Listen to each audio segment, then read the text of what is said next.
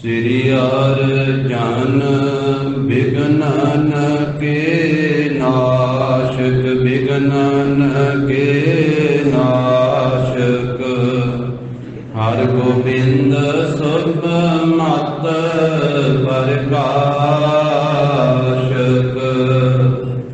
श्री हर राय नमोकार जोरी, नमोकार जोरी। श्री हरि कृष्ण मनाए बहोरी।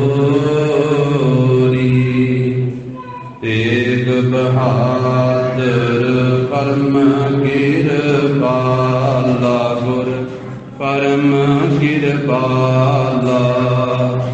श्री गुरु गोबिंद सिंह विसाला। घरों घरा पर पुन पुन सीसा जी, पुन पुन सीसा। बंदों बार बार जगदीशा।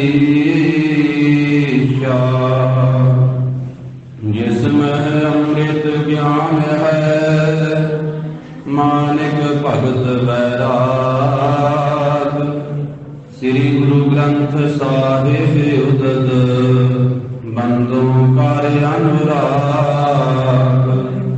एक अंकारा सतगुरु, तेह प्रसाद सच होए। वाहिगुरु जी की फतेह, विघ्न विनाशन सोए। वाहिगुरु जी की फतेह, विघ्न विनाशन सोए। सतनाम श्री वाहिगुरु साहिब जी। दोहरा सब आयो, मिलियो तन समाविष्टान। श्री गुरु गोबिंद सिंह जी चढ़ता चले प्राण। सब आयो, मिलियो तन समाविष्टान। श्री गुरु गोबिंद सिंह जी चढ़ता चले प्राण। वाहिगुरु जी का खालसा, वाहिगुरु जी की फतेह। जाहर जहूर हाजिर हजूर, सर्व कला भरपूर। दसां पातशाहियां दी जोत, तख्त जौर छत्र दे मालक धन श्री गुरु ग्रंथ साहिब जी महाराज। सतगुरां दी अपर अपार किरपा रहमत दा सदका, जगत गुरु जाहर पीर जगत गुर बाबा धन धन श्री गुरु नानक देव साहिब जी महाराज। सतगुरां के पावन पवित्र अस्थान गुरुद्वारा श्री बेर साहिब जी विखे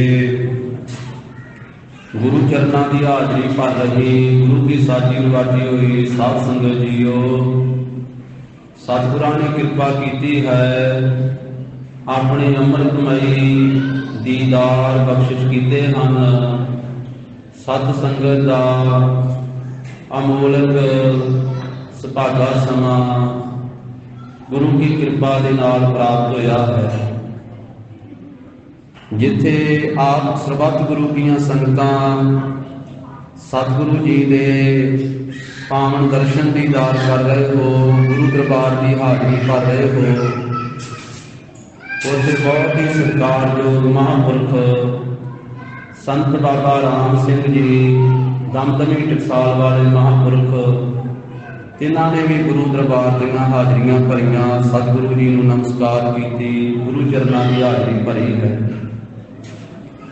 जो सत्कारयोग महापुरख सो वड्डा लम्मा समा साध संगत जी सचखंड श्री हरमंदर साहिब जी के दरबार साहिब की मुख ग्रंथी वजों बाबा जी ने सेवा निभाई है। लगभग 11 साल सचखंड श्री हरमंदर साहिब ਤਾਂ ਗੁਰੂ ਕੇ ਦਰਬਾਰ ਦੇ ਹਾਜ਼ਰੀ ਭਰ ਕੇ ਮਹਾਂਪੁਰਖ ਗਏ ਹਨ। ਸੋ ਗਰੀਬ ਨਵਾਜ ਸੱਚੇ ਪਾਤਸ਼ਾਹ ਧੰਨ ਸ੍ਰੀ ਗੁਰੂ ਨਾਨਕ ਦੇਵ ਸਾਹਿਬ ਜੀ ਮਹਾਰਾਜ ਕਿਰਪਾ ਕਰਨ, ਮਹਾਂਪੁਰਖਾਂ ਨੂੰ ਤੰਦਰੁਸਤੀਆਂ ਬਖਸ਼ਿਸ਼ ਕਰਨ ਆਪਣੇ ਦਰੋਂ ਘਰੋਂ, ਜੋ ਕਿ ਸਤਿਗੁਰੂ ਨਾਨਕ ਦੇਵ ਸਾਹਿਬ ਮਹਾਰਾਜ ਸਾਹਿਬ ਜੀ ਦੇ ਦਰ ਘਰ ਦਾ ਪ੍ਰਚਾਰ ਪ੍ਰਸਾਰ ਜੋ ਗੁਰੂ ਸਾਹਿਬ ਜੀ ਨੇ ਸੇਵਾ ਬਖਸ਼ਿਸ਼ ਕੀਤੀ ਹੈ, ਉਹ ਆਪਣੀ ਸੇਵਾ ਆਪ ਆਪਣਾ ਮਿਹਰ ਭਰਿਆ ਹੱਥ ਰੱਖ ਕੇ ਗੁਰਮੁਖ ਪਿਆਰਿਆਂ ਤੋਂ ਮਹਾਂਪੁਰਖਾਂ ਤੋਂ ਆਪ ਰਹਿਮਤ ਕਰਕੇ ਲੈਣ। ਸੋ ਲੜੀਵਾਰ ਰੂਪ ਦੇ ਵਿੱਚ ਸਾਧ ਸੰਗਤ ਜੀ ਆਪਾਂ ਸਤਿਗੁਰੂ ਜੀ ਦੇ ਪਾਵਨ ਪਵਿੱਤਰ ਅਸਥਾਨ ਤੇ ਜੋ ਕਲਗੀਧਰ ਪਾਤਸ਼ਾਹ ਧੰਨ ਸ੍ਰੀ ਗੁਰੂ ਗੋਬਿੰਦ ਸਿੰਘ ਸਾਹਿਬ ਮਹਾਰਾਜ ਸਾਹਿਬ ਜੀ ਦਾ ਪਾਵਨ ਪਵਿੱਤਰ ਇਤਿਹਾਸ ਸਰਵਣ ਕਰ ਰਹੇ ਹਾਂ। ਸਤਿਗੁਰੂ ਗਰੀਬ ਨਵਾਜ ਸਾਬੋ ਕੀ ਤਲਵੰਡੀ ਦੇ ਨੇੜੇ ਪਹੁੰਚੇ ਹਨ। ਸਾਬੋ ਕੀ ਤਲਵੰਡੀ ਔਰ ਹਾਲੇ ਪਿਛਾਂ ਹੀ ਸਤਿਗੁਰੂ ਜੀ ਨੇ ਪੜਾ ਕੀਤਾ ਹੈ ਸਾਬੋ ਕੀ ਤਲਵੰਡੀ ਦੇ, ਔਰ ਸਤਿਗੁਰੂ ਗਰੀਬ ਨਵਾਜ ਸਾਹਿਬ ਜੀ ਨੂੰ ਉੱਥੇ ਆ ਕਰਕੇ ਡੱਲਾ ਚੌਧਰੀ ਮਿਲਿਆ। ਜਿਵੇਂ ਆਪਣੇ 300 ਆਦਮੀਆਂ ਦੇ ਨਾਲ, ਜ਼ਿਮੀਂਦਾਰਾਂ ਦੇ ਨਾਲ, ਸਾਥੀਆਂ ਦੇ ਨਾਲ ਆ ਕੇ ਮਿਲਿਆ।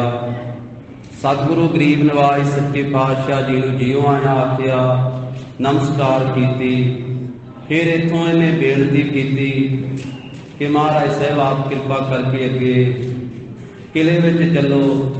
ਤਾਂ ਸਤਿਗੁਰੂ ਜੀ ਨੇ ਪਿੱਛੋਂ ਸਾਰੇ ਵਜ਼ੀਰ ਨੂੰ ਨਾਲ ਰਲਾ ਕਰਕੇ ਤੇ ਸਤਿਗੁਰੂ ਗਰੀਬ ਨਵਾਜ ਸੱਚੇ ਪਾਤਸ਼ਾਹ ਅੱਗੇ ਜਿਵੇਂ ਸਾਬੋ ਕੀ ਤਲਵੰਡੀ ਪਹੁੰਚਦੇ ਹਨ। ਉਹ ਪ੍ਰਸੰਗ ਅੱਜ ਆਵੇਗਾ ਜਿੱਥੇ ਸਤਿਗੁਰੂ ਜੀ ਦਾ ਪਵਿੱਤਰ ਸਥਾਨ ਹੈ, ਤਖਤ ਸ੍ਰੀ ਦਮਦਮਾ ਸਾਹਿਬ ਵਾਲਾ ਸਥਾਨ ਹੈ ਸਾਬੋ ਕੀ ਤਲਵੰਡੀ ਦੇ ਵਿੱਚ।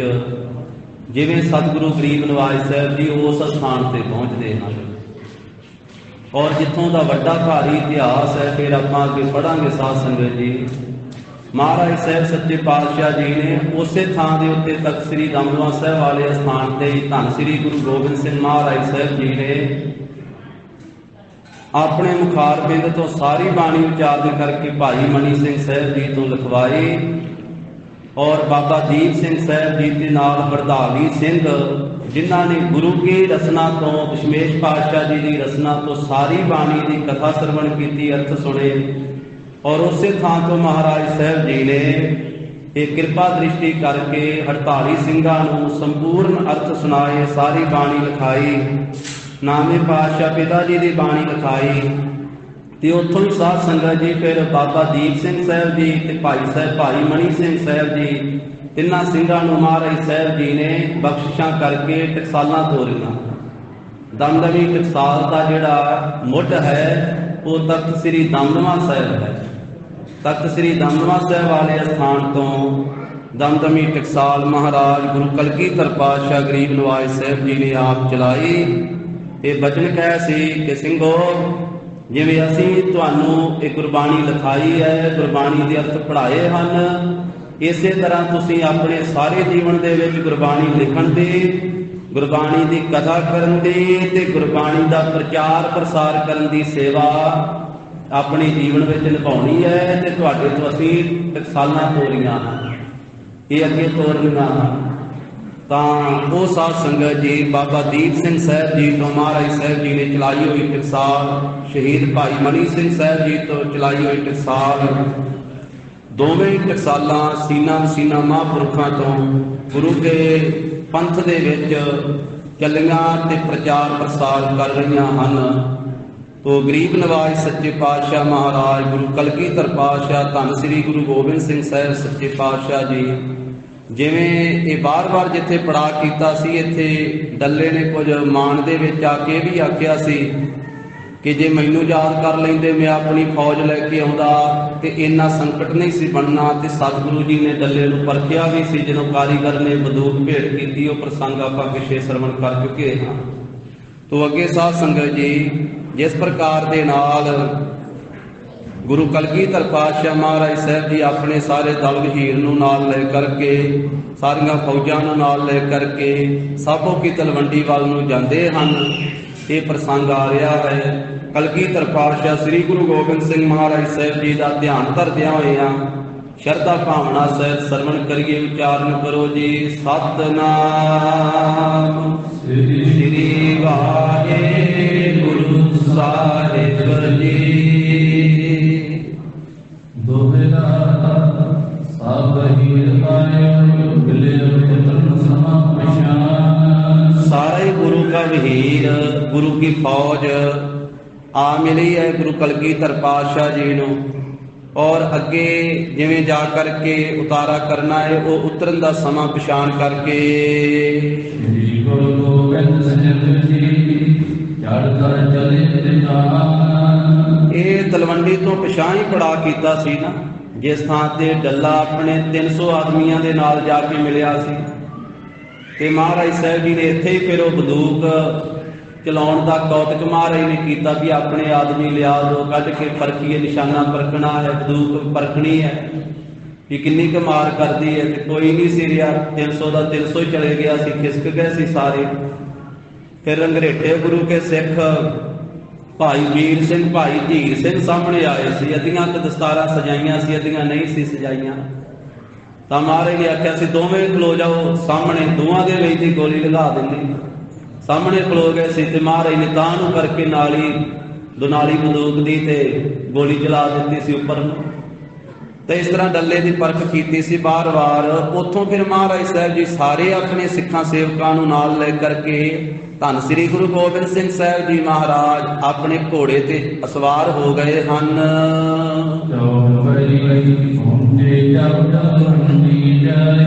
ਤਾਂ ਤਲਵੰਡੀ ਸਤਿਗੁਰੂ ਜੀ ਜਿਸ ਵੇਲੇ ਜਾ ਕੇ ਪਹੁੰਚੇ, ਸਾਰੀ ਫੌਜ ਦੇ ਸਮੇਤ ਹੁਣ ਸਾਬੋ ਕੀ ਤਲਵੰਡੀ ਨਗਰ ਦੇ ਪਾਸ ਪਹੁੰਚ ਗਏ ਆ ਗੁਰੂ ਗੋਬਿੰਦ ਸਿੰਘ ਜੀ ਮਹਾਰਾਜ। ਤਾਂ ਉਸ ਮੌਕੇ ਤੇ ਭਾਈ ਡੱਲੇ ਨੇ ਹੱਥ ਜੋੜ ਕੇ ਬੇਨਤੀ ਕੀਤੀ ਹੈ,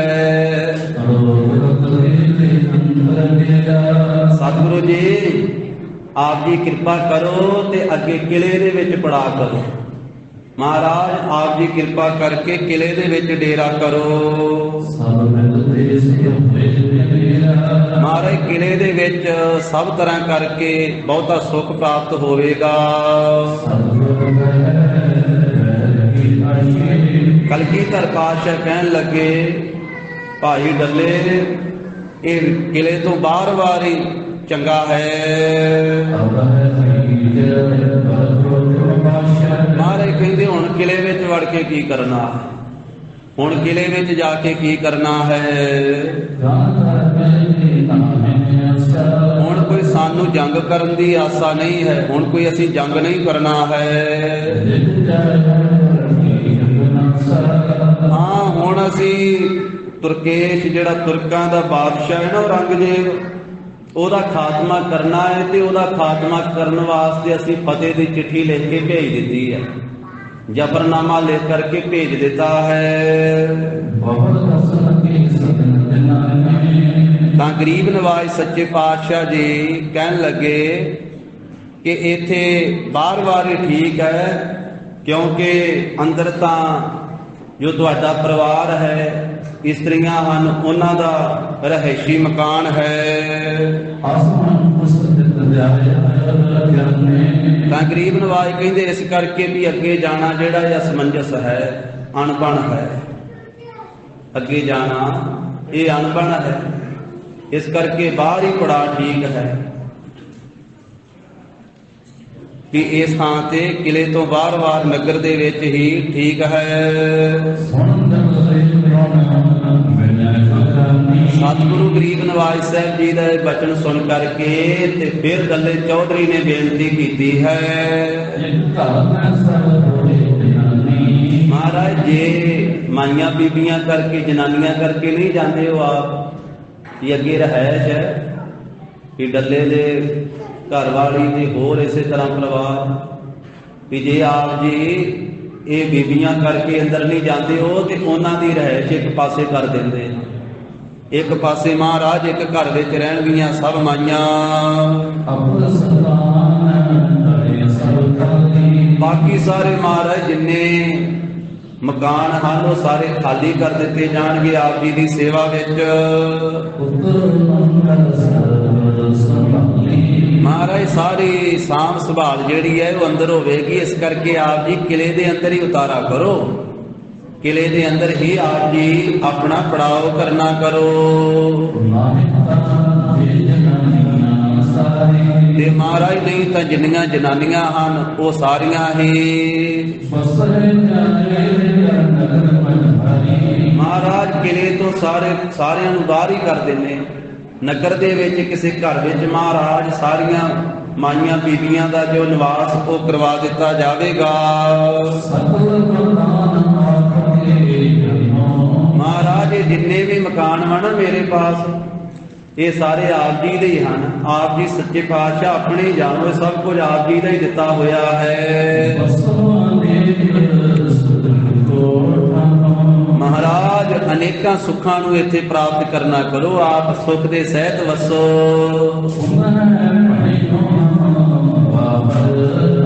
ਇਸ ਤਰ੍ਹਾਂ ਜਦੋਂ ਡੱਲੇ ਨੇ ਫੇਰ ਬੇਨਤੀ ਕੀਤੀ ਤੇ ਕਲਗੀਧਰ ਪਾਤਸ਼ਾਹ ਕਹਿਣ ਲੱਗੇ ਕਿ ਅਸੀਂ ਬਾਹਰ ਹੀ ਚੰਗੇ ਆ ਡੱਲਿਆ, ਕਿਲੇ ਤੋਂ ਬਾਹਰ ਵਾਲੀ ਸਾਡਾ ਪੜਾ ਠੀਕ ਹੈ।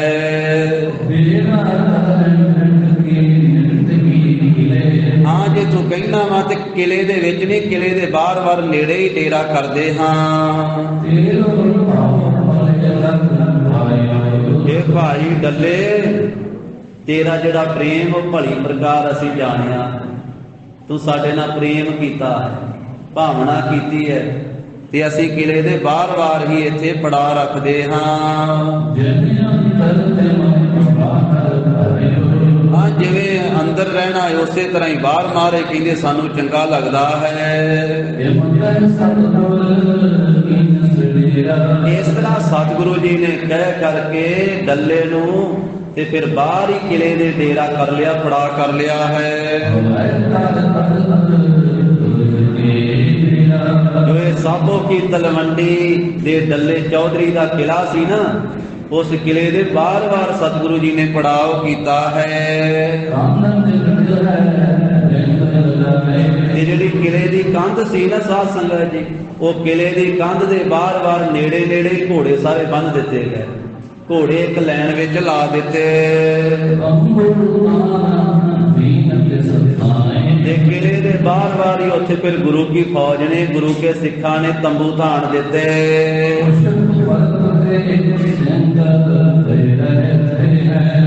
ਕਲਗੀਧਰ ਪਾਤਸ਼ਾਹ ਜੀ ਦਾ ਵੀ ਤੰਬੂ ਲਾਇਆ ਗਿਆ ਤੇ ਕਲਗੀਧਰ ਪਾਤਸ਼ਾਹ ਦੇ ਤੰਬੂ ਦੇ ਨੇੜੇ ਕੁਝ ਦੂਰੀ ਤੇ ਜਿਹੜੇ ਪ੍ਰੇਮੀ ਸਿੱਖ ਹਨ ਮਹਾਰਾਜ ਦੇ ਨੇੜੇ ਰਹਿਣ ਵਾਲੇ, ਹਜ਼ੂਰੀ 'ਚ ਸੇਵਾ ਕਰਨ ਵਾਲੇ, ਉਹਨਾਂ ਨੇ ਵੀ ਆਪਣਾ ਟਿਕਾਣਾ ਜਿਹੜਾ ਹੈ ਆਪਣੇ ਤੰਬੂ ਮਹਾਰਾਜ ਦੇ ਤੰਬੂ ਦੇ ਨੇੜੇ ਹੀ ਲਾ ਲਏ। ਤੇ ਕੁਝ ਜਿਹੜੇ ਸਿੰਘ ਵਾ ਉਹ ਆਪਣੇ ਘੋੜਿਆਂ ਦੀ ਸਾਂਭ ਸੰਭਾਲ ਕਰਨ ਵਾਸਤੇ ਦੂਰ ਤੀਕ ਵੀ ਉਤਾਰਾ ਕੀਤਾ ਹੈ। ਤੇ ਜਿਹੜੇ ਬਹਿਰਾੜ ਸੀ ਨਾ ਨੌਕਰ ਰੱਖੇ ਹੋਏ ਜਿਨ੍ਹਾਂ ਨੇ ਦੋਹਰੀਆਂ ਤਨਖਾਹਾਂ ਲਈਆਂ ਸੀ, ਉਹ ਤਾਂ ਬਹੁਤੀ ਦੂਰ ਉਹਨਾਂ ਨੇ ਆਪਣੇ ਘੋੜੇ ਬੰਨੇ ਤੇ ਉੱਥੇ ਆਪਣੇ ਘੋੜਿਆਂ ਦੇ ਕੋਲੇ ਉਤਾਰਾ ਕੀਤਾ ਹੈ। ਇਸ ਤਰ੍ਹਾਂ ਜਿਹੜੇ ਪੈਦਲ ਸੀ ਕੁਝ ਤੇ ਕੁਝ ਘੋੜਿਆਂ ਤੇ ਸਵਾਰੀ ਕਰਦੇ ਸੀ, ਉਹ ਫੌਜ ਸਾਰੀ, ਕੁਝ ਪੈਦਲ ਫੌਜ ਤੇ ਕੁਝ ਘੋੜਿਆਂ ਵਾਲੀ ਫੌਜ, ਉਹਨਾਂ ਨੇ ਕੁਝ ਪਰੇ ਬਰਾੜਾਂ ਨੇ ਆਪਣੇ ਤੰਬੂ ਲਾ ਲਏ। ਬੜੀ ਭਲੀ ਪ੍ਰਕਾਰ ਰੀਤ ਦੇ ਨਾਲ ਚੰਗੀ ਤਰ੍ਹਾਂ ਇਹ ਲੈਣਾ ਦੇ ਵਿੱਚ ਤੰਬੂ ਲਾਏ ਗਏ ਤੇ ਗੁਰੂ ਕੇ ਸਿੰਘਾਂ ਨੇ ਗੁਰੂ ਸਾਹਿਬ ਜੀ ਦੇ ਤੰਬੂ ਦੇ ਚਾਰ ਚੁਫੇਰੇ ਤੰਬੂ ਲਾਏ ਆ ਐ ਚੰਗੀ ਤਰ੍ਹਾਂ ਰਾਖੀ ਵਾਸਤੇ, ਪਹਿਰੇਦਾਰੀ ਵਾਸਤੇ। ਤੇ ਬਹੁਤੀ ਵਾਰੀ ਡੱਲੇ ਚੌਧਰੀ ਨੇ ਬੇਨਤੀ ਕੀਤੀ ਹੈ ਕਿ ਮਹਾਰਾਜ ਜੀ ਆਪ ਜੀ ਨੇ ਪੜਾਅ ਬਾਹਰ ਰੱਖਣਾ ਹੈ ਤੇ ਫਿਰ ਕਿਰਪਾ ਕਰਕੇ ਆਪਣੇ ਲਾਂਗਰੀ ਸਿੱਖਾਂ ਨੂੰ ਕਹਿ ਕੇ ਲੰਗਰ ਕਿਲੇ ਦੇ ਅੰਦਰ ਬਣਵਾਓ। ਮਹਾਰਾਜ ਦੇਗ ਲੰਗਰ ਕਿਲੇ ਦੇ ਅੰਦਰ ਆਪ ਜੀ ਕਿਰਪਾ ਕਰਕੇ ਤਿਆਰ ਕਰਵਾਓ। ਬਹੁਤੀ ਵਾਰੀ ਕਹਿ ਕਰਕੇ ਤੇ ਫਿਰ ਇਹ ਲੰਗਰ ਕਿਲੇ ਦੇ ਅੰਦਰ ਵਾਰ ਬਣਵਾਉਣਾ ਕੀਤਾ ਹੈ ਡੱਲੇ ਨੇ। ਇਹ ਗੁਰੂ का लंगर तैयार होया है तो फिर छेती दे नाल एक रस सारी फौज नूं वरताया गया।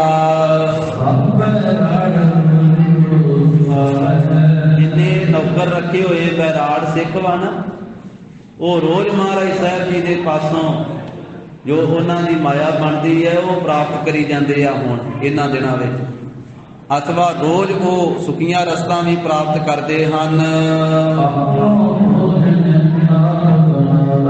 वो नौकर रखे हुए बैराड़ वो रोज अपनी सुखी रस्त लै करके ते अपना भोजन आप बना लेंदे, अपना लंगर आप तैयार कर लेंदे हन। ते गुरु के सिंह जिहड़े हन उन्हां ਸਿੰਘਾਂ दे नाल सब प्रकार जो गुरु के देग दे विच भोजन तैयार हुंदा है। गुरु के सिंह मिल करके पंगतां ला करके ते अनेक प्रकार दा भोजन छकदे आ, लंगर पानी छकना करदे हन। दल्ले चौधरी की बेनती मन करके कलगीधर पातशाह ਸਿੰਘਾਂ ਨੂੰ ਕਹਿੰਦੇ भाई अंदर ही चले जा करो किले ते किले दे अंदर जाके पंगतां ला के प्रशादा पानी छक आया करो। इस करके सिंह किले दे अंदर चले जाते आ ते उत्थे जा करके पंगतां ला करके प्रशादा पानी छक के तृप्त हुंदे हन।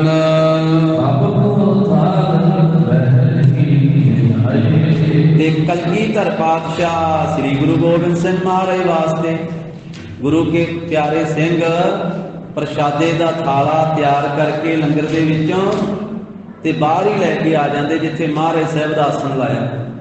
गुरु साहब जी वास्ते उत्थे ही थाला तैयार करके लियांदा जांदा है। तां इस तरह सतगुरु गरीब नवाज सच्चे पातशाह जी ने प्रशादा पानी छकिया है ते फिर सुख दे सहित विराजमान हो के रात बतीत कीती। अमृत वेला होया है ते अमृत वेले शरीरक क्रिया सोधी है, सोचाचार कीता है, भाव दातन आदर कीती है ते दातन करके जल वरत के फिर इशनान कीता अमृत वेले दा ते अमृत वेले दा नितनेम कीता है। गुरु साहब जी भी अमृत वेले इशनान करके तैयार होए आ। गुरु के सिंह भी अमृत वेले का इशनान करके फिर नाम जपिया बाणियां पढ़ियां हन।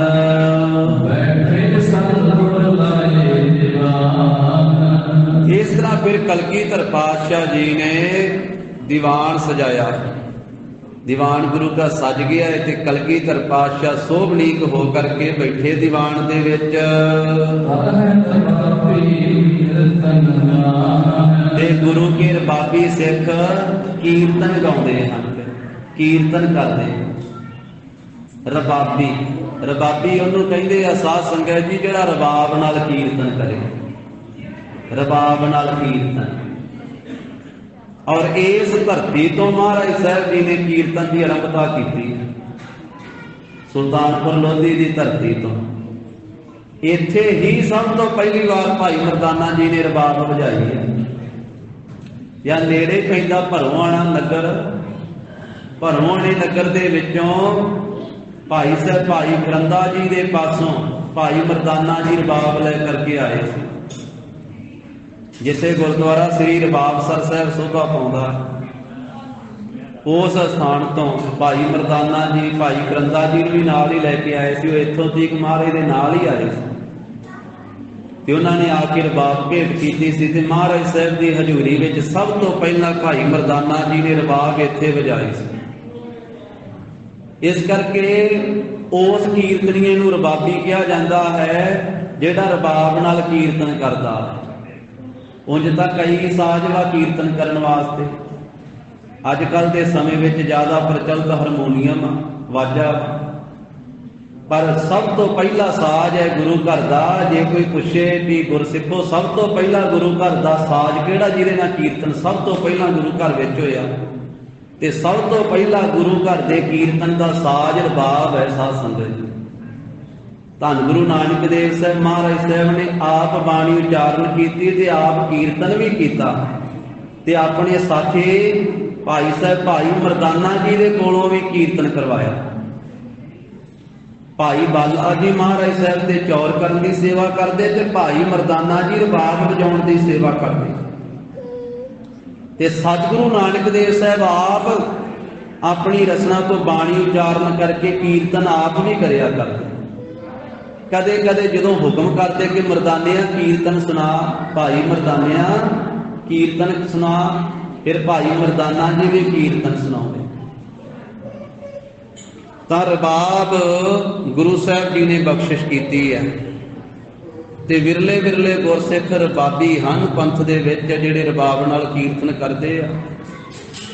ਤੋ ਇੱਥੇ ਜ਼ਿਕਰ ਆਇਆ ਹੈ ਕਿ ਕਲਗੀਧਰ ਪਾਤਸ਼ਾਹ ਜੀ ਦਾ ਦੀਵਾਨ ਸਜ ਗਿਆ ਤੇ ਫਿਰ ਮਹਾਰਾਜ ਸਾਹਿਬ ਆਪ ਬੈਠੇ ਆ ਦੀਵਾਨ ਦੇ ਵਿੱਚ, ਧੰਨ ਸ੍ਰੀ ਗੁਰੂ ਗੋਬਿੰਦ ਸਿੰਘ ਜੀ ਮਹਾਰਾਜ, ਤੇ ਰਬਾਬੀ ਕੀਰਤਨ ਕਰਨ ਲੱਗੇ। ਰਬਾਬੀ ਸਿੱਖ ਰਬਾਬ ਦੇ ਨਾਲ ਗੁਰੂ ਕੀ ਬਾਣੀ ਦਾ ਕੀਰਤਨ ਕਰਦੇ ਹਨ। ਤੇ ਸਾਬੋ ਕੀ ਤਲਵੰਡੀ ਦੇ ਨੇੜੇ ਨੇੜੇ ਦੇ ਅਨੇਕਾਂ ਜੋ ਨਗਰ ਹਨ, ਉਹ ਨਗਰਾਂ ਦੀ ਸੰਗਤ ਆਉਂਦੀ ਹੈ ਤੇ ਆ ਕਰਕੇ ਗਿਆਨ ਦੇ ਸਾਗਰ, ਗਿਆਨ ਦੇ ਬੱਦਲ ਸ੍ਰੀ ਗੁਰੂ ਗੋਬਿੰਦ ਸਿੰਘ ਮਹਾਰਾਜ ਦੇ ਦਰਸ਼ਨ ਕਰਦੇ ਨੇ।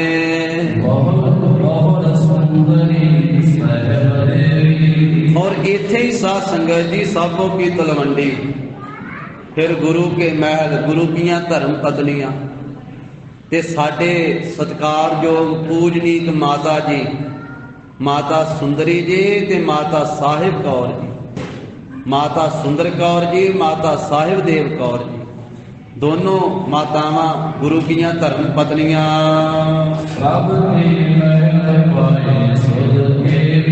ਤੇ ਪ੍ਰਭੂ ਦੇ ਮਹਿਲਾਂ ਨੇ ਧਰਮ ਪਤਨੀਆਂ ਨੂੰ ਜਿਸ ਵੇਲੇ ਖਬਰ ਮਿਲੀ ਹੈ ਕਿ ਸਾਡੇ ਪਤੀ ਦੇਵ ਸਤਿਗੁਰੂ ਜੀ ਸਾਬੋ ਕੀ ਤਲਵੰਡੀ ਆ ਗਏ ਹਨ, ਗੁਰੂ ਕੇ ਮਹਿਲ ਧਰਮ ਪਤਨੀਆਂ ਕਿਤੇ ਕਿਤੇ ਵੱਖ ਵੱਖ ਥਾਵਾਂ ਤੇ ਸਿੱਖਾਂ ਦੇ ਘਰ ਵਿੱਚ ਰਹਿ ਕਰਕੇ, ਕਿਉਂਕਿ ਜਦੋਂ ਸਰਸਾ ਦੇ ਕੰਢੇ ਤੋਂ ਗੁਰੂ ਕੇ ਮਹਿਲ ਵਿਛੜੇ ਸੀ ਨਾ ਮਹਾਰਾਜ ਸਾਹਿਬ ਜੀ ਦੇ ਨਾਲ, ਤੇ ਭਾਈ ਸਾਹਿਬ, ਭਾਈ ਮਣੀ ਸਿੰਘ ਜੀ, ਭਾਈ ਜਵਾਹਰ ਸਿੰਘ ਜੀ ਆਦਿਕ ਸਿੰਘ, ਉਹ ਮਾਤਾਵਾਂ ਨੂੰ ਦਿੱਲੀ ਲੈ ਕੇ ਗਏ ਸੀ ਵੱਖ ਵੱਖ ਥਾਵਾਂ ਤੇ ਪੜਾਅ ਕਰਦੇ ਹੋ। ਤਾਂ ਉੱਥੇ ਵੱਖ ਵੱਖ ਗੁਰਸਿੱਖਾਂ ਦੇ ਘਰਾਂ ਵਿੱਚ ਮਾਤਾਵਾਂ ਨੇ ਠਹਿਰਨਾ ਕੀਤਾ ਤੇ ਉਹਨਾਂ ਸਿੱਖਾਂ ਦੇ ਘਰਾਂ ਵਿੱਚ ਰਹਿੰਦਿਆਂ ਹੋਇਆਂ ਹੀ ਮਾਤਾਵਾਂ ਨੂੰ ਇਹ ਖਬਰ ਮਿਲ ਗਈ ਹੈ ਕਿ ਸਾਡੇ ਚਾਰੇ ਸਾਹਿਬਜ਼ਾਦੇ ਸ਼ਹੀਦ ਹੋ ਗਏ। ਸਾਡੇ ਵੱਡੇ ਸਾਹਿਬਜ਼ਾਦੇ ਬਾਬਾ ਅਜੀਤ ਸਿੰਘ ਜੀ, ਬਾਬਾ ਜੁਝਾਰ ਸਿੰਘ ਸਾਹਿਬ ਜੀ 8 ਪੋਹ ਨੂੰ ਚਮਕੌਰ ਦੇ ਲੜਾਈ ਦੇ ਵਿੱਚ ਲੜਦਿਆਂ ਹੋਇਆਂ ਸ਼ਹੀਦ ਹੋ ਗਏ ਆ। ਤੇ ਸਾਡੇ ਛੋਟੇ ਸਾਹਿਬਜ਼ਾਦੇ ਬਾਬਾ ਜੋਰਾਵਰ ਸਿੰਘ ਜੀ ਤੇ ਬਾਬਾ ਫਤਿਹ ਸਿੰਘ ਜੀ ਤੇ ਮਾਤਾ ਗੁਜਰ ਕੌਰ ਜੀ ਉਹ ਸਰਹੰਦ ਦੇ ਵਿੱਚ 13 ਪੋਹ ਵਾਲੇ ਦਿਨ ਸ਼ਹੀਦ ਹੋ ਗਏ। ਸਾਹਿਬਜ਼ਾਦਿਆਂ ਨੂੰ ਨੀਹਾਂ ਵਿੱਚ ਚਿਣ ਕੇ ਸ਼ਹੀਦ ਕਰ ਦਿੱਤਾ ਗਿਆ ਤੇ ਮਾਤਾ ਜੀ ਨੇ ਠੰਡੇ ਬੁਰਜ ਦੇ ਵਿੱਚ ਜਪਜੀ ਸਾਹਿਬ ਦਾ ਪਾਠ ਕਰਕੇ ਸਰੀਰ ਤਿਆਗ ਦਿੱਤਾ।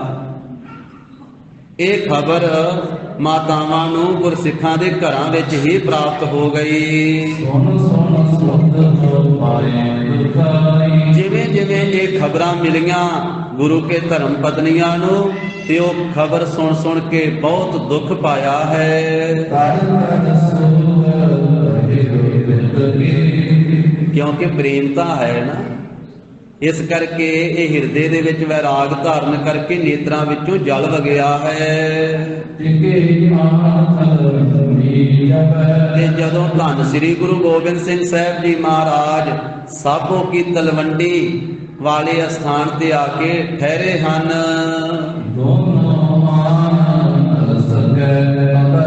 ਇੱਥੇ ਗੁਰੂ ਕੇ ਦੋਨਾਂ ਧਰਮ ਪਤਨੀਆਂ ਨੇ, ਸਾਡੇ ਸਤਿਕਾਰਯੋਗ ਮਾਤਾਵਾਂ ਨੇ, ਮਾਤਾ ਸੁੰਦਰ ਕੌਰ ਜੀ ਤੇ ਮਾਤਾ ਸਾਹਿਬ ਕੌਰ ਜੀ, ਦੋਨਾਂ ਨੇ ਆ ਕਰਕੇ ਸਤਿਗੁਰੂ ਜੀ ਦੇ ਦੀਦਾਰ ਕੀਤੇ।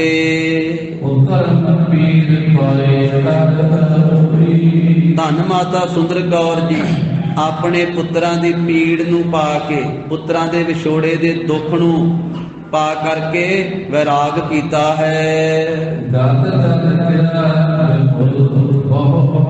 नेत्रां चों जल वगिया है जदों आके पति देव सतगुरु जी को मिले आ, ते गला भी रुक गया है उस मौके ते।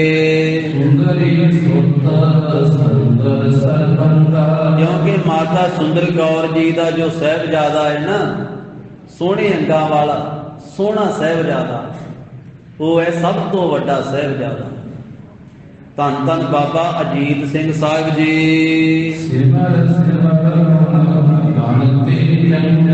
माता सुंदर कौर जी ने अपने पुत्र बाबा अजीत सिंह साहिब जी दे समूह गुणां नूं याद कीता है, वार वार याद कीता है कि समूह चंगे गुणां वाला पुत्र जो शहीद हो गया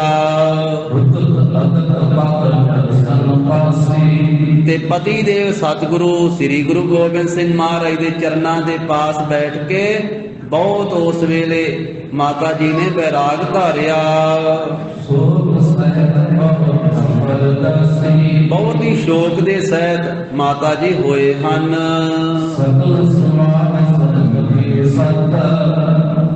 ते बेनती की भी सतगुरु जी, सतगुरु पति देव जी, जिथे सारा साजो समान नाश हो गया, श्री आनंदपुर साहिब का नगर और सारा साजो समान, घर भी समाप्त हो गया, साजो समान भी सारा जिहड़ा है समाप्त हो गया।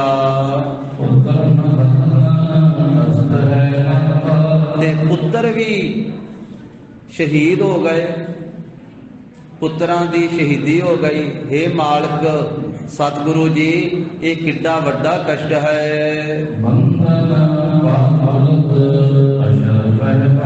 इस तरह माता जी याद करते हैं ते बदन प्रफुल्लत, माता जी का चेहरा ते जिहड़ा प्रफुल्लत है, पर नेत्रां चों जल वग रहा है।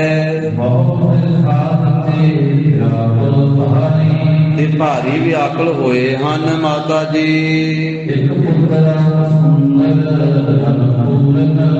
इको ही वड्डा साहिबजादा जो बहुते गुणां दे विच संपूर्ण सन।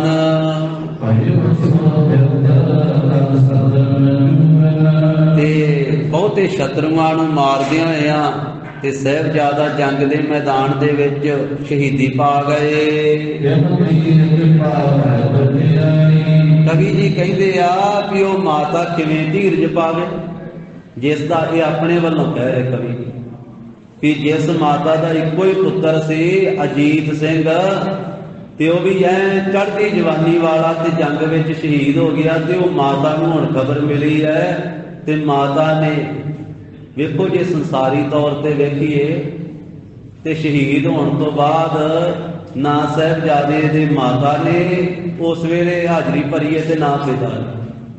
शहीदी तो बाद संस्कार दे उत्ते ना पिता पहुंचे आ गुरु गोबिंद सिंह जी ते ना मातावां ही पहुंचियां।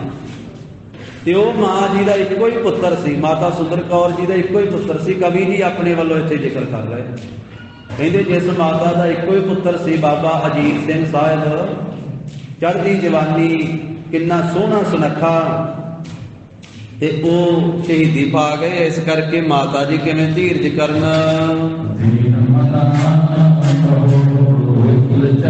बहुत दीन मन होना कीता, बहुता वैराग कीता है माता सुंदर कौर जी ने।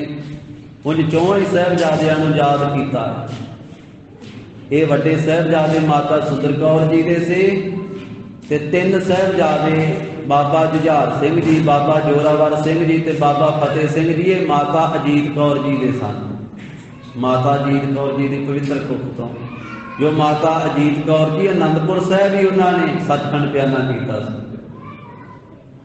ते कलगीधर पातशाह महाराज ने इको एक अपने परिवार के सारे मैंबरां दे विचों इको एक अपनी धर्म पत्नी ते साडे सत्कारयोग माता जी माता अजीत कौर जी का अपने हथी संस्कार किया। अपनी माता माता गुजर कौर जी का अपने हथी संस्कार नहीं किया गुरु गोबिंद सिंह महाराज। पिता जी के कल्ले सीस का संस्कार किया गुरु गोबिंद सिंह महाराज, कल्ले सीस का संस्कार। ਧੜ ਦਾ ਸੰਸਕਾਰ ਦਸਮ ਪਾਤਸ਼ਾਹ ਜੀ ਨੇ ਆਪ ਨਹੀਂ ਕੀਤਾ, ਉਹ ਲੱਖੀ ਸ਼ਾਹ ਵਣਜਾਰੇ ਨੇ ਕੀਤਾ ਆਪਣੇ ਘਰ ਦੇ ਵਿੱਚ, ਜਿੱਥੇ ਗੁਰਦੁਆਰਾ ਸ੍ਰੀ ਰਕਾਬਗੰਜ ਸਾਹਿਬ ਹੈ ਦਿੱਲੀ ਦੇ ਵਿੱਚ। ਜਿੱਥੇ ਸੀਸ ਧੜ ਨਾਲੋਂ ਵੱਖਰਾ ਹੋਇਆ ਉਹ ਗੁਰਦੁਆਰਾ ਸੀਸਗੰਜ ਸਾਹਿਬ ਹੈ, ਤੇ ਜਿੱਥੇ ਲੱਖੀ ਸ਼ਾਹ ਵਣਜਾਰੇ ਨੇ ਨਾਵੇਂ ਪਾਤਸ਼ਾਹ ਦੇ ਪਾਵਨ ਧੜ ਦਾ ਸੰਸਕਾਰ ਕੀਤਾ ਆਪਣੇ ਘਰ ਦੇ ਵਿੱਚ, ਉੱਥੇ ਗੁਰਦੁਆਰਾ ਸਾਹਿਬ ਸ੍ਰੀ ਰਕਾਬਗੰਜ ਸਾਹਿਬ ਹੈ। ਤੇ ਸੀਸ ਦਾ ਸੰਸਕਾਰ ਦਸ਼ਮੇਸ਼ ਪਾਤਸ਼ਾਹ ਜੀ ਨੇ ਸ੍ਰੀ ਅਨੰਦਪੁਰ ਸਾਹਿਬ ਕੀਤਾ, ਤੇ ਆਪਣੇ ਧਰਮ ਪਤਨੀ ਮਾਤਾ ਅਜੀਤ ਕੌਰ ਜੀ ਦਾ ਸੰਸਕਾਰ ਆਪਣੇ ਹੱਥੀਂ ਕੀਤਾ ਅਨੰਦਪੁਰ ਸਾਹਿਬ। ਤਾਂ ਉਸ ਵੇਲੇ ਮਾਤਾ ਸੁੰਦਰ ਕੌਰ ਜੀ ਕੁਝ ਜ਼ਿਆਦਾ ਹੀ ਬੈਰਾਗ ਕਰਦੇ ਆ, ਚੌਹਾਂ ਸਾਹਿਬਜ਼ਾਦਿਆਂ ਨੂੰ ਯਾਦ ਕਰਦਿਆਂ ਹੋਇਆਂ ਇਸੇ ਤਰ੍ਹਾਂ ਮਾਤਾ ਸਾਹਿਬ ਦੇਵਾਂ ਜੀ, ਇਹ ਇਤਿਹਾਸ ਵਿੱਚ ਪਹਿਲਾ ਨਾਮ ਆ ਰਿਹਾ ਮਾਤਾ ਸਾਹਿਬ ਦੇਵੀ ਅਥਵਾ ਸਾਹਿਬ ਦੇਵਾਂ। ਅੰਮ੍ਰਿਤ ਛਕਣ ਤੋਂ ਬਾਅਦ ਮਾਤਾ ਜੀ ਦਾ ਨਾਮ ਹੋਇਆ ਮਾਤਾ ਸਾਹਿਬ ਕੌਰ। ਇਸੇ ਤਰ੍ਹਾਂ ਮਾਤਾ ਸੁੰਦਰੀ ਜੀ ਦਾ ਇਹ ਸੁੰਦਰੀ ਨਾਮ ਪਹਿਲਾ ਹੈ, ਇਹ ਇਤਿਹਾਸ ਵਿੱਚ ਆ ਰਿਹਾ ਹੈ। ਪਰ ਅੰਮ੍ਰਿਤ ਛਕ ਕੇ ਮਾਤਾ ਸੁੰਦਰੀ ਜੀ ਦਾ ਨਾਮ ਹੋਇਆ ਮਾਤਾ ਸੁੰਦਰ ਕੌਰ। ਤਾਂ ਮਾਤਾ ਸਾਹਿਬ ਕੌਰ ਜੀ ਇਸੇ ਤਰ੍ਹਾਂ ਮਾਤਾ ਜੀ ਦਾ ਵੀ ਹਿਰਦਾ ਵਿਆਕੁਲ ਹੈ, ਉਹ ਵੀ ਵੈਰਾਗ ਧਾਰਨ ਕਰਦੇ ਹਨ। ਤੇ ਧੰਨ ਸ੍ਰੀ ਗੁਰੂ ਗੋਬਿੰਦ ਸਿੰਘ ਮਹਾਰਾਜ ਨੇ ਆਪਣੇ ਦੋਨਾਂ ਪਤਨੀਆਂ ਨੂੰ ਧੀਰਜ ਦਿੱਤਾ ਹੈ, ਤੇ ਗਰੀਬ ਨਵਾਜ ਸਾਹਿਬ ਜੀ ਨੇ ਰੋਕਿਆ ਹੈ ਕਿ ਕਿਸੇ ਪ੍ਰਕਾਰ ਨਾਲ ਕੋਈ ਰੁੱਦਤ ਨਹੀਂ ਕਰਨਾ ਹੈ। ਮਹਾਰਾਜ ਸਾਹਿਬ ਆਪਣੇ ਮਹਿਲਾ ਨੂੰ ਕਹਿੰਦੇ ਆ ਕਿ ਤੁਸੀਂ ਕਿਉਂ ਐਵੇਂ ਹੀ ਇਹ ਸ਼ੋਕ ਪੈਦਾ ਕੀਤਾ ਹੋਇਆ ਹੈ। ਮਹਾਰਾਜ ਆਪਣੇ ਧਰਮ ਪਤਨੀ ਮਾਤਾ ਸੁੰਦਰ ਕੌਰ ਜੀ ਤੇ ਮਾਤਾ ਸਾਹਿਬ ਕੌਰ ਜੀ ਨੂੰ ਕਹਿੰਦੇ ਆ, ਮਾਤਾ ਸੁੰਦਰ ਕੌਰ ਜੀ ਨੂੰ ਆਖ ਰਹੇ ਆ ਵੀ ਤੁਹਾਡੇ ਪੁੱਤਰ ਤਾਂ ਵੱਡੇ ਸੂਰਬੀਰ ਬਹਾਦਰ ਸੀ, ਤੁਸੀਂ ਕਿਉਂ ਕੰਮ ਕੀਤਾ ਹੋਇਆ। ਸੂਰਬੀਰਾਂ ਦੀਆਂ ਮਾਤਾ ਨਹੀਂ ਇਸ ਤਰ੍ਹਾਂ ਰੁਦਨ ਕਰਦੀਆਂ, ਤੁਹਾਡੇ ਪੁੱਤਰ ਤਾਂ ਵੱਡੇ ਹੀ ਸੂਰਬੀਰ ਬਹਾਦਰ ਹੋਏ ਹਨ। ਇਹ ਤੁਹਾਡੇ ਸਾਹਿਬਜ਼ਾਦੇ ਤਾਂ ਦੇਵਤਿਆਂ ਨੇ ਵੀ ਉਹਨਾਂ ਦਾ ਆਦਰ ਕੀਤਾ, ਉਹ ਤਾਂ ਸੱਚਖੰਡ ਚਲੇ ਗਏ ਆ, ਤੇ ਸੱਚਖੰਡ ਜਾਂਦੇ ਹੋਏ ਸਵਰਗ ਤਾਂ ਨਹੀਂ ਲੰਘ ਕੇ ਗਏ ਆ, ਕਿਉਂਕਿ ਸਵਰਗ ਵਾਲੇ ਦੇਵਤਿਆਂ ਨੇ ਵੀ ਉਹਨਾਂ ਦਾ ਆਦਰ ਮਾਣ ਕੀਤਾ। ਉਂਝ ਸਿੱਖ ਸਵਰਗ ਵਿੱਚ ਨਹੀਂ ਠਹਿਰਦਾ, ਸਵਰਗ ਦੇ ਵਿੱਚ ਜਾਂਦੇ ਆ ਪੁੰਨੀ ਲੋਕ, ਪਾਪੀ ਨਰਕਾਂ ਨੂੰ ਜਾਂਦੇ ਆ, ਪੁੰਨੀ ਸਵਰਗਾਂ ਨੂੰ ਜਾਂਦੇ ਆ, ਪਰ ਸਵਰਗ ਵਿੱਚ ਪੁੰਨੀ ਉਹਨਾਂ ਕੁ ਚਿਰ ਠਹਿਰਦੇ ਆ ਜਿੰਨਾ ਚਿਰ ਉਹਨਾਂ ਦੇ ਪੁੰਨ ਹੁੰਦੇ ਆ। ਜਦੋਂ ਪੁੰਨਾਂ ਦਾ ਖਾਤਮਾ ਹੋ ਜਾਂਦਾ ਤੇ ਫਿਰ ਸਵਰਗਾਂ ਤੋਂ ਥੱਲੇ ਆਉਣਾ ਪੈਂਦਾ।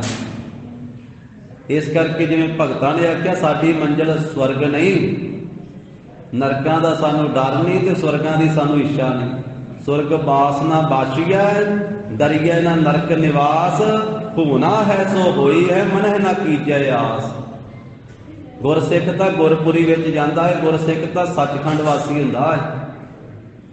ਪਰ ਜੇ ਹੁਣ ਜਾਣਾ ਹੈ ਸੱਚਖੰਡ ਨੂੰ ਤੇ ਜਿਹੜਾ ਰਾਹ ਵਿੱਚ ਆਉਂਦੀਆਂ ਵਾ ਚੀਜ਼ਾਂ ਉਹ ਵੀ ਵੇਂਦੇ ਜਾਂਦੇ ਫਿਰ ਤੀਰਾ ਸਵਰਗ ਰਾਹ ਵਿੱਚ ਚੱਲ ਜਾਂਦੇ ਉਹ ਚੱਲ ਗਏ ਸਵਰਗ ਤਾਂ ਨਹੀਂ। ਕਈ ਵਾਰੀ ਜਾਂਦੇ ਧਰਮ ਰਾਜਾ ਕੋਲੇ ਕੋਈ ਜਾਣ ਦੀ ਲੋੜ ਨਹੀਂ ਹੈ ਗੁਰੂ ਕੇ ਸਿੱਖਾਂ ਨੂੰ, ਪਰ ਰਾਹ ਦੇ ਵਿੱਚ ਉਹਦਾ ਵੀ ਹੈ ਟਿਕਾਣਾ ਧਰਮ ਰਾਜਾ ਦਾ, ਤੇ ਕਹਿੰਦੇ ਚੱਲ ਉਂਝ ਤੇ ਆਪਾਂ ਇੱਧਰ ਜਾਣਾ ਨਹੀਂ ਗਾ, ਚਲੋ ਮੇਰੀ ਚੱਲੀਏ ਧਰਮ ਰਾਜਾ।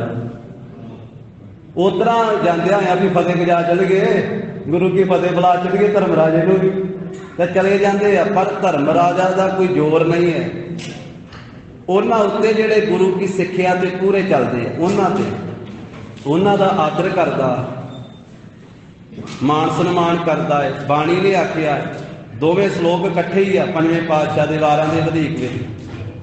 ਮਹਾਰਾਜ ਕਹਿੰਦੇ ਜਿਨ੍ਹਾਂ ਨੇ ਨਾਮ ਜਪਿਆ ਤੇ ਉਹਨਾਂ ਦੇ ਅੱਗੇ ਧਰਮ ਰਾਜਾ ਵੀ ਆਪਣੇ ਸਿੰਘਾਸਨ ਤੋਂ ਉੱਠ ਕੇ ਖਲੋ ਕੇ ਹੱਥ ਜੋੜ ਕੇ ਖਲੋ ਜਾਂਦਾ, ਤੇ ਉਹ ਕਹਿੰਦਾ ਕਿ ਗੁਰੂ ਕੇ ਪਿਆਰਿਓ ਤੁਸੀਂ ਤਾਂ ਮੇਰਾ ਅੱਜ ਜਮਪੁਰੀ ਪਵਿੱਤਰ ਕਰ ਦਿੱਤੀ।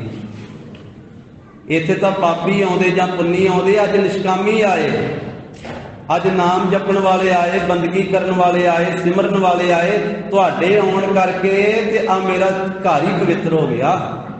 ਧਰਮ ਰਾਜਾ ਕਹਿੰਦਾ ਨਾਮ ਧਿਆਇਨ ਸਾਜਣਾ ਜਨਮ ਪਦਾਰਥ ਜੀਤ, ਨਾਨਕ ਧਰਮੇ ਐਸੇ ਚਵਹਿ ਕੀਤੋ ਭਵਨ ਪੁਨੀਤ। ਚਵਹਿ ਨਾਮ ਹੈ ਬੋਲਦਾ ਧਰਮ ਰਾਜਾ ਇਸ ਤਰ੍ਹਾਂ, ਉਹ ਕਹਿੰਦਾ ਕੀਤੋ ਭਵਨ ਪੁਨੀਤ, ਤੁਸੀਂ ਮੇਰੇ ਭਵਨ ਹੀ ਪਵਿੱਤਰ ਕਰ ਦਿੱਤੇ।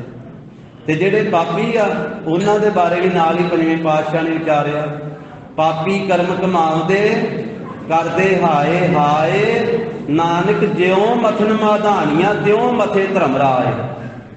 ਜਿਵੇਂ ਮਧਾਣੀ ਰਿੜਕ ਦਿੰਦੀ ਆ ਨਾ ਦਹੀਂ ਨੂੰ, ਤੇ ਲੱਸੀ ਵੱਖਰੀ ਤੇ ਮੱਖਣੀ ਵੱਖਰੀ, ਇਸ ਤਰ੍ਹਾਂ ਧਰਮ ਰਾਜਾ ਰਿੜਕ ਦਿੰਦਾ ਪਾਪੀਆਂ ਨੂੰ। ਉਹ ਡਰਦੇ ਆ, ਪਰ ਗੁਰੂ ਕੇ ਸਿੱਖ ਜਿਹੜੇ ਆ ਉਹ ਸੁਭਾਵਿਕ ਤਾਂ ਭਾਵੇਂ ਚਲੇ ਜਾਣ, ਪਰ ਉਹਨਾਂ ਨੂੰ ਲੇਖਾ ਦੇਣ ਨਹੀਂ ਜਾਣਾ ਪੈਂਦਾ। ਜਿਹੜੇ ਸਿੱਖ ਵਾ ਗੁਰੂ ਕੀ ਸਿੱਖਿਆ ਤੇ ਪੂਰਾ ਪਹਿਰਾ ਦਿੰਦੇ ਆ, ਪਰਪੱਕ ਰਹਿੰਦੇ ਆ। ਤੇ ਕਲਗੀਧਰ ਪਾਤਸ਼ਾਹ ਕਹਿੰਦੇ ਆ ਵੀ ਤੁਸੀਂ ਕਿਉਂ ਰੁਦਨ ਕਰਦੇ ਹੋ ਮਾਤਾ ਸੁੰਦਰ ਕੌਰ ਜੀ ਨੂੰ, ਆਪਣੇ ਧਰਮ ਪਤਨੀ? ਤੁਹਾਡਾ ਸਾਹਿਬਜ਼ਾਦਾ ਤੇ ਸੱਚਖੰਡ ਗਿਆ ਹੈ ਤੇ ਸਵਰਗ ਥਾਣੀ ਲੰਘ ਕੇ ਗਿਆ, ਦੇਵਤਿਆਂ ਨੇ ਵੀ ਆਦਰ ਕੀਤਾ ਉਹਦਾ। ਜਦੋਂ ਆਪਾਂ ਗੁਰੂ ਕੀ ਬਾਣੀ ਪੜ੍ਹਦੇ ਆ ਤੇ ਨਾਮੇ ਪਾਤਸ਼ਾਹ ਦੀ ਸ਼ਹਾਦਤ ਦਾ ਜਦੋਂ ਜ਼ਿਕਰ ਕੀਤਾ ਨਾ ਪਿਤਾ ਗੁਰੂ ਗੋਬਿੰਦ ਸਿੰਘ ਮਹਾਰਾਜ ਜੀ ਨੇ, ਤੇ ਸਤਿਗੁਰੂ ਕਹਿੰਦੇ ਆ ਵੀ ਜੈ ਜੈਕਾਰ ਕੀਤੀ ਆ ਦੇਵਤਿਆਂ ਨੇ ਸ੍ਰੀ ਗੁਰੂ ਤੇਗ ਬਹਾਦਰ ਸਾਹਿਬ ਮਹਾਰਾਜ ਦੀ ਸ਼ਹੀਦੀ ਤੇ। ਤੇਗ ਬਹਾਦਰ ਕੇ ਚਲਤ ਭਇਓ ਜਗਤ ਕੋ ਸੋਕ, ਹੈ ਸਭ ਜਗ ਭਇਓ ਜੈ ਜੈ ਜੈ ਸੁਰ ਲੋਕ। 3 ਵਾਰੀ ਆਖਿਆ ਜੈ ਜੈਕਾਰ ਕੀਤੀ ਸੁਰਲੋਕ ਦੇ ਵਾਸੀਆਂ ਨੇ, ਦੇਵਤਿਆਂ ਨੇ। ਇਸ ਕਰਕੇ ਮਾਤਾ ਜੀ ਨੂੰ ਕਹਿ ਰਹੇ ਆ ਗਇਓ ਸਵਰਗ ਦੇਵਨ ਤੇ ਸਾਦਰ। ਜਦੋਂ ਸਵਰਗ ਤਾਣੀ ਲੰਘੇ ਨਾ ਸੱਚਖੰਡ ਨੂੰ ਜਾਂਦੇ ਹੋਏ ਆ, ਤੇ ਦੇਵਤਿਆਂ ਨੇ ਵੀ ਸਾਹਿਬਜ਼ਾਦਿਆਂ ਦਾ ਸਤਿਕਾਰ ਕੀਤਾ ਹੈ। ਇਹ ਤੁਹਾਡੇ ਸਾਹਿਬਜ਼ਾਦਿਆਂ ਨੇ ਸੰਸਾਰ ਦੇ ਵਿੱਚ ਤਾਂ ਅਖੰਡ ਜਸ ਪ੍ਰਾਪਤ ਕੀਤਾ ਹੈ। ਅਖੰਡ ਹੁੰਦਾ ਵਾ ਵੀ ਇੱਕ ਰਸ ਜਸ, ਇੱਕ ਰਸ ਜਿਹੜਾ ਸਦਾ ਵਾਸਤੇ ਜਸ ਬਣਿਆ ਹੀ ਰਹਿਣਾ, ਰਹਿੰਦੀ ਦੁਨੀਆ ਤੱਕ। ਅਖੰਡ, ਅਖੰਡ ਅੱਖਰ ਆਪਾਂ ਬਹੁਤ ਵਾਰੀ ਵਰਤਦੇ। ਅਖੰਡ ਦਾ ਮਤਲਬ ਹੁੰਦਾ ਵਾ ਲਗਾਤਾਰ ਇੱਕ ਰਸ। ਜਿਵੇਂ ਆਪਾਂ ਕਹਿੰਦੇ ਆ ਸ੍ਰੀ ਅਖੰਡ ਪਾਠ ਸਾਹਿਬ, ਅਖੰਡ ਵੀ ਲਗਾਤਾਰ ਪਾਠ ਕਰਨਾ। ਜਿਹੜਾ ਸਹਿਜੇ ਸਹਿਜੇ ਕਰਨਾ ਉਹਨੂੰ ਕਹਿੰਦੇ ਸ੍ਰੀ ਸਹਿਜ ਪਾਠ। ਜਿਹੜਾ ਇੱਕ ਵਾਰੀ ਆਰੰਭ ਕਰਕੇ ਤੇ ਭੋਗ ਪਾ ਕੇ ਸਮਾਪਤੀ ਹੋਣੀ ਉਹਨੂੰ ਆਪਾਂ ਕਹਿੰਦੇ ਸ੍ਰੀ ਅਖੰਡ ਪਾਠ ਸਾਹਿਬ। ਤੇ ਅਖੰਡ ਜਸ ਉਹ ਆ ਜਿਹੜਾ ਸਦਾ ਰਹਿੰਦੀ ਦੁਨੀਆ ਤੇ ਹੁੰਦਾ ਰਹਿਣਾ। ਮਹਾਰਾਜ ਕਹਿੰਦੇ ਤੁਹਾਡੇ ਪੁੱਤਰਾਂ ਨੇ ਅਜੀਤ ਸਿੰਘ, ਜੁਝਾਰ ਸਿੰਘ, ਜੋਰਾਵਰ ਸਿੰਘ, ਫਤਿਹ ਸਿੰਘ ਨੇ ਤਾਂ ਇੱਕ ਰਸ ਅਖੰਡ ਜਸ ਜਿਹੜਾ ਉਹ ਪ੍ਰਾਪਤ ਕੀਤਾ ਵਾ। ਇਹ ਨਹੀਂ ਵੀ ਕਦੀ ਉਹਨਾਂ ਦਾ ਜਸ ਹੋਵੇਗਾ ਤੇ ਕਦੇ ਨਹੀਂ ਹੋਵੇਗਾ, ਲਗਾਤਾਰ ਜਸ ਹੋਵੇਗਾ ਜਿੰਨਾ ਚਿਰ ਦੁਨੀਆ ਰਹੇਗੀ। ਜਿੰਨਾ ਚਿਰ ਇਹ ਸੰਸਾਰ ਕਾਇਮ ਰਹੇਗਾ ਨਾ ਉਹਨਾਂ ਚਿਰ ਸਾਹਿਬਜ਼ਾਦਿਆਂ ਦਾ ਇੱਕ ਰਸ ਜਸ ਰਹਿਣਾ, ਇੱਕ ਰਸ। ਉਹਨਾਂ ਨੂੰ ਲਗਾਤਾਰ ਯਾਦ ਕੀਤਾ ਜਾਵੇਗਾ, ਉਹਨਾਂ ਦੀ ਜੈ ਜੈਕਾਰ ਸੰਸਾਰ ਤੇ ਹੋਵੇਗੀ। ਸਵੇਰੇ ਅਰਦਾਸ ਹੁੰਦੀ ਹੈ ਗੁਰੂ ਦਰਬਾਰਾਂ ਵਿੱਚ, ਉਦੋਂ ਸਾਹਿਬਜ਼ਾਦਿਆਂ ਨੂੰ ਆਪਾਂ ਯਾਦ ਕਰਦੇ ਹਾਂ।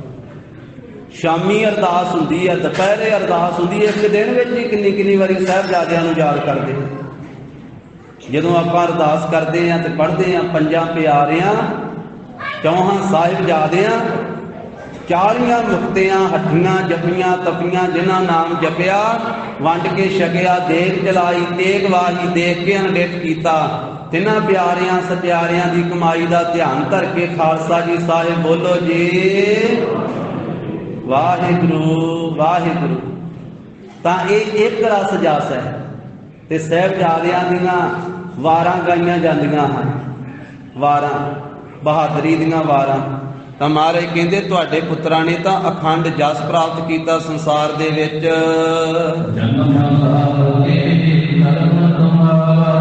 ਤੇ ਜਨਮ ਦਾ ਲਾਭ ਜਿਸ ਨਾਲ ਪ੍ਰਾਪਤ ਹੋਵੇ ਉਹ ਕਰਮ ਕਮਾਇਆ ਹੈ। ਤੇ ਐਸੇ ਸੂਰਬੀਰਾਂ ਦੀ ਜੋ ਮਾਤਾ ਹੈ ਉਹਨੂੰ ਸ਼ੋਕ ਨਹੀਂ ਕਰਨਾ ਚਾਹੀਦਾ। ਐਸੀ ਸੂਰਬੀਰਾਂ ਦੀ ਮਾਤਾ ਨੂੰ ਸ਼ੋਕ ਕਰਨ ਦੇ ਯੋਗ ਨਹੀਂ ਹੈ। ਉਸ ਨੂੰ ਗਮ ਨਹੀਂ ਕਰਨਾ ਚਾਹੀਦਾ, ਸ਼ੋਕ ਨਹੀਂ ਕਰਨਾ ਚਾਹੀਦਾ ਜਿਸ ਦੇ ਪੁੱਤਰ ਨੇ ਸ਼ਹੀਦੀ ਪਾਈ ਹੋਵੇ। ਮਹਾਰਾਜ ਕਹਿੰਦੇ ਸ਼ਹੀਦਾਂ ਨੂੰ ਰੋਈਦਾ ਨਹੀਂ ਹੈ, ਸ਼ਹੀਦਾਂ ਵਾਸਤੇ ਸ਼ੋਕ ਨਹੀਂ ਕਰੀਦਾ। ਕਈ ਵਾਰੀ ਸਾਡੇ ਬੰਦੇ ਵੀ ਇਸ ਤਰ੍ਹਾਂ ਕਰਨ ਲੱਗ ਪੈਂਦੇ ਨਾ। ਸੰਸਾਰੀ ਲੋਕ ਆ ਅਸੀਂ, ਜਦੋਂ ਸਾਲ ਬਾਅਦ ਸਾਹਿਬਜ਼ਾਦਿਆਂ ਦਾ ਦਿਨ ਆਉਂਦਾ ਤੇ ਕਈ ਸ਼ੋਕ ਕਰਦੇ ਉਸ ਵੇਲੇ। हाँ उस प्यार दे विच प्रेम होर गल है, प्यार प्रेम, पर एक शोक करना एक रोना ये होर गल है। जेड़ा पूरे नंबर लै करके पास होया है उहदे वास्ते काहदा शोक, जिसनूं गुरु साहब जी की पूरी खुशी प्राप्त हुई है, गुरु साहब जी के सन्मुख हो करके धर्म तो पुरजा पुरजा कट के मरे आ, जिसनूं महाराज ने आख्या कि सूरा सो पहचानिया जो लड़े दीन के हेत, पुरजा पुरजा कट मरे कब होना छाड़े खेत। जिन्हां ने अपना टुकड़ा टुकड़ा कटवा दिता, शहीदी प्राप्त की, वो तो चढ़ती कला के प्रतीक, उन्हां दे करके तो कौम जिउंदी जागदी है। जे साहिबजादियां दा पवित्र खून नीआं विच पिया है ते सिੱਖੀ दा महल तां ही तां खलोता होया। जे साहिबजादियां ने ते ਸਿੰਘਾਂ ने कुर्बानियां कीतियां तां ही तां कौम चढ़ती कला दे विच। इस करके सतगुरु कहंदे शहीदां नूं सूरबीरां दी माता जिहड़ी है, सूरबीरां दी माता नूं रोना नहीं चाहिदा, शोक नहीं करना चाहिदा। महाराज कहंदे अपने धर्म पत्नी माता सुंदरी जी नूं कि तू गुरु दे घर दे विच है, इस करके तू गुरु घर दी मर्यादा नूं वेखना कर कि ये गुरु घर दे विच इस तरह करना योग नहीं है।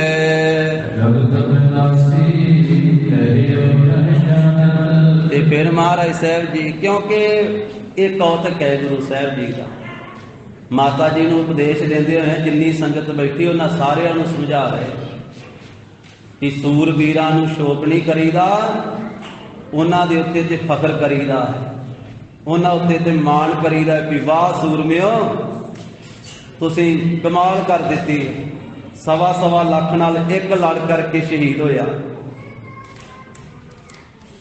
तो उन्होंने महाराज ने आख्या अपनी बाणी विच, धन जीओ तेह को जग मैं मुक्ते हर चित मैं जुत विचार है, देह नित ना नित रह जस नाग चढ़े भव सागर तारै, धीरज धाम बनाए यह तन बुद्ध सो दीपक ज्यों जियारै, ज्ञान है कि बडनी मनहु हाथ लै कादरता कुतवार बुहार।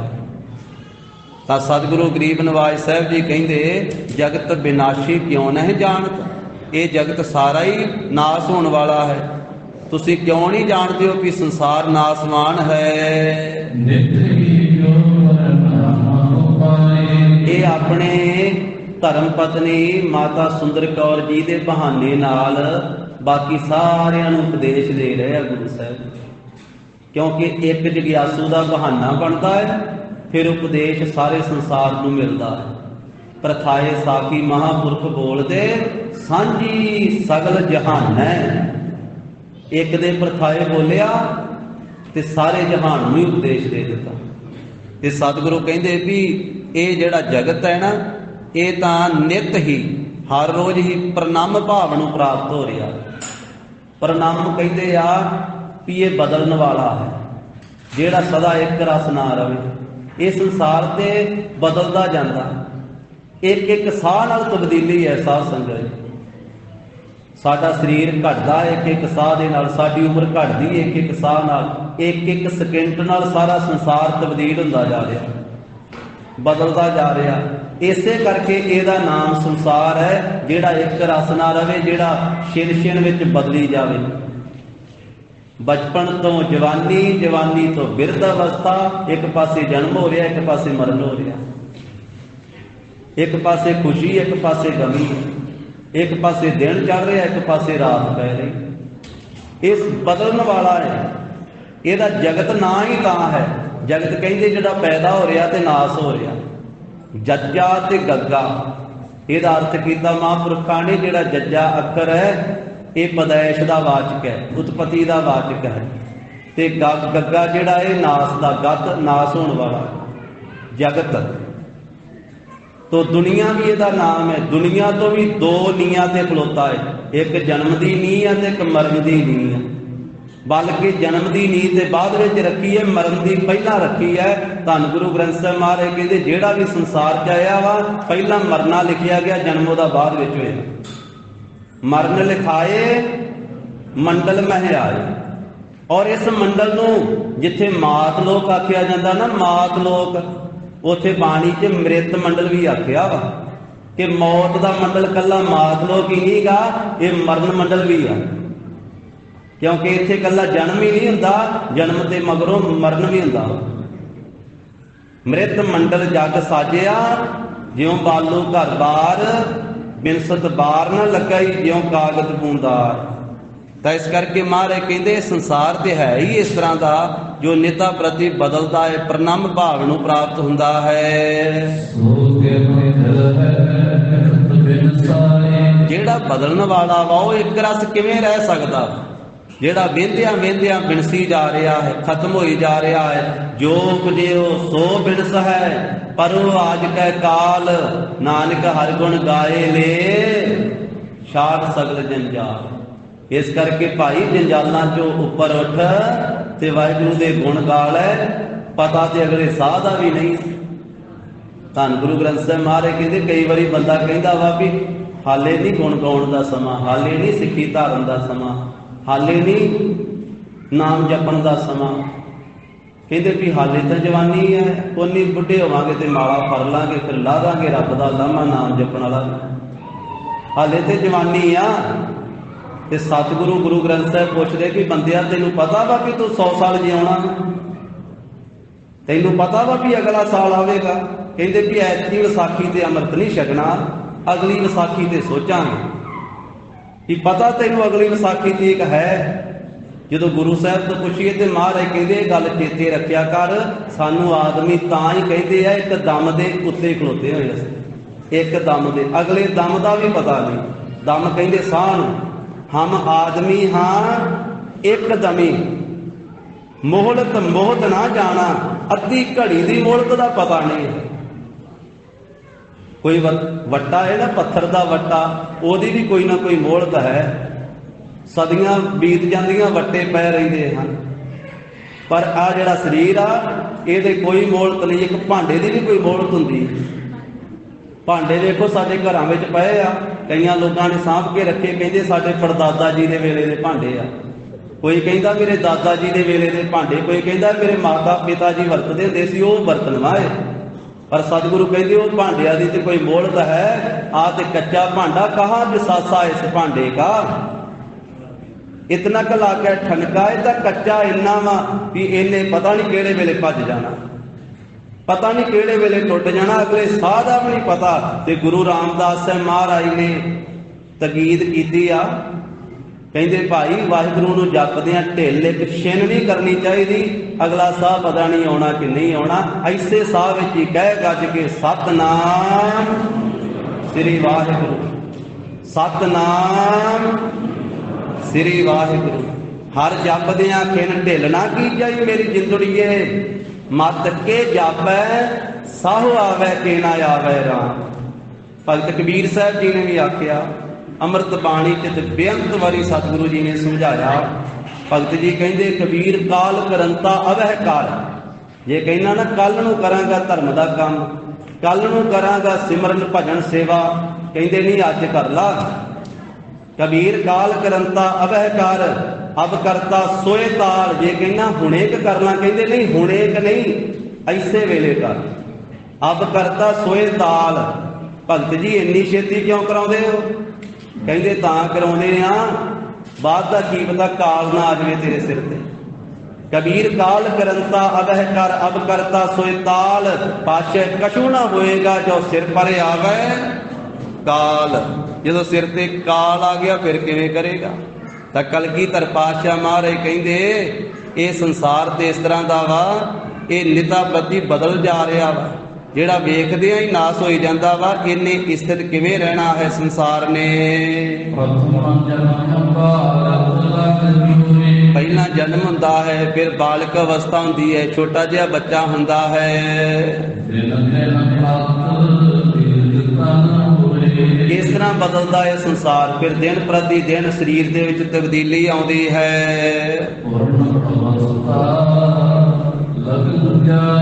दिन प्रति दिन फिर शरीर करके वड्डा हुंदा है ते उम्र घटदी जांदी है। जननी जानक सुत बड़ा होत है, इतना को ना जाने जे दिन दिन अवध घटता है। ते फिर बचपन तो अगे तरन अवस्था, फिर अगे जवानी की अवस्था आउंदी है। फिर इसे प्रकार जवानी अवस्था तो बाद दे विच फिर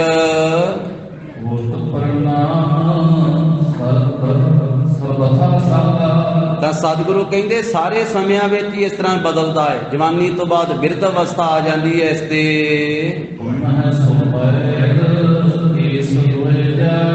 ਤੇ ਪਹਿਲਾਂ ਕਾਲੇ ਕੇਸ ਸੀ ਜਵਾਨੀ ਦੇ ਮੌਕੇ ਤੇ, ਜਦੋਂ ਬਿਰਧ ਅਵਸਥਾ ਹੋਈ ਤੇ ਇਹਦੇ ਕਾਲੇ ਕੇਸ ਸਫੈਦ ਹੋ ਗਏ, ਚਿੱਟੇ ਹੋ ਗਏ।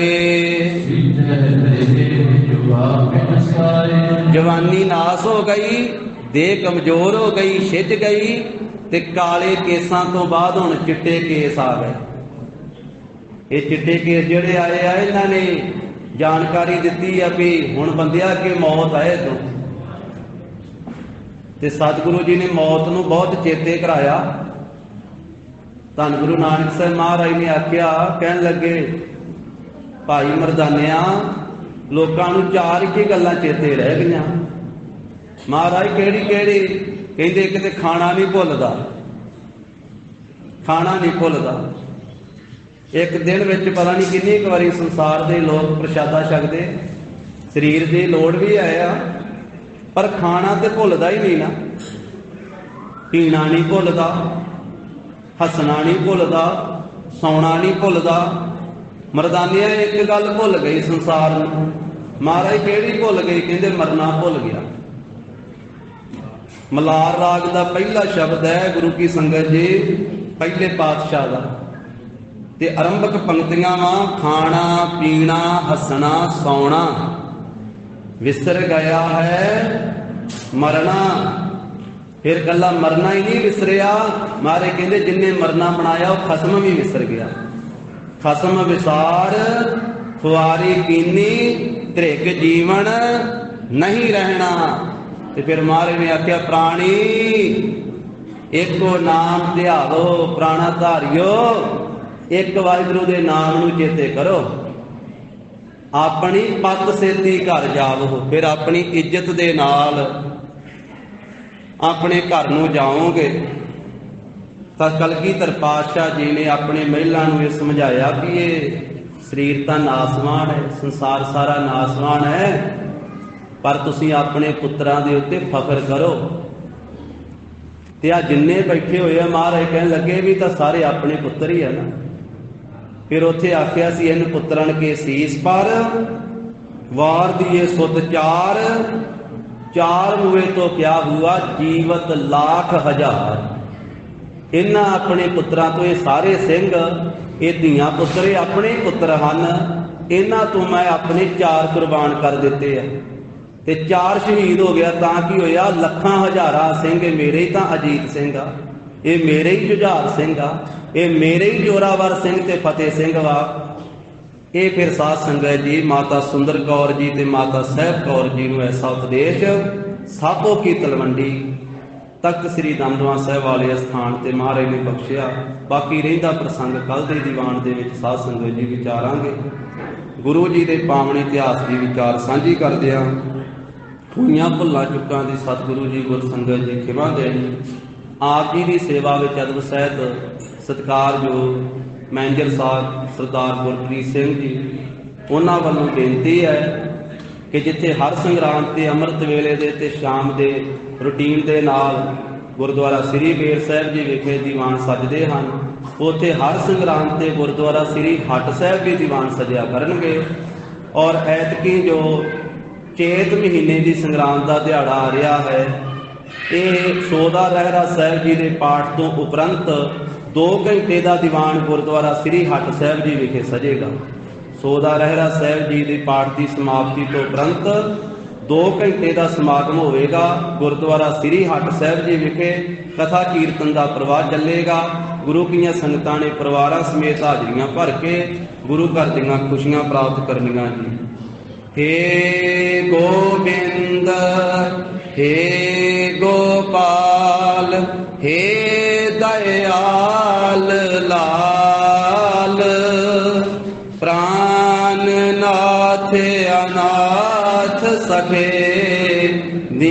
दीन दर्द निवार। हे समरथ अगम पूरन मोहे मया तार। अंधकूप महाभयान नानक बारे उदार। आए प्रभ सरनाग ते कृपा निध दयाल। एक अखर हर मन बसत नानक होत निहाल। कथा निता व्रत होत है सुनो सिंह सुजान।